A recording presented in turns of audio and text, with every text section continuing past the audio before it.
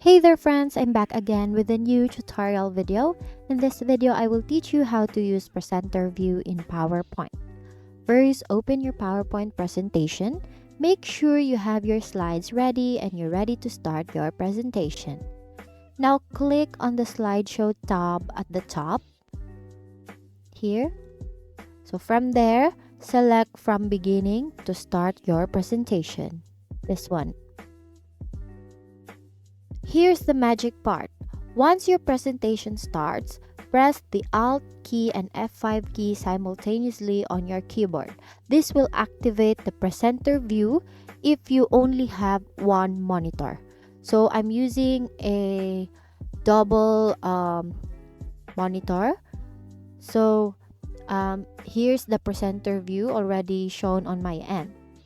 So in presenter view, you'll see your current slide, your next slide, and some handy tools. You can use your mouse or arrow keys to navigate between slides. If you need to see your notes, they will appear below your slides. So here, since I don't have a note, it shows no notes here. Presenter view also allows you to draw on your slides, highlight points, or use a virtual laser pointer to emphasize key information. Just click on the respective icon to use these features. For example, this one. You can use laser point, pen, highlighter, and you can also change the color of the laser point, pen, and highlighter.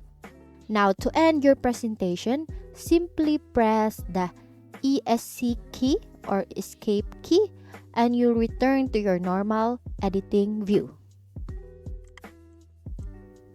And that's it. You now know how to use presenter view in PowerPoint to give engaging and informative presentations.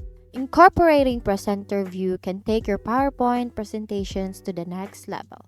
It helps you stay organized, engage your audience better, and deliver your message with confidence. So next time you're up for a presentation, remember to use this fantastic feature. Thank you for learning with me today. Once again, thank you for watching how to use presenter view in PowerPoint. See you on my next video.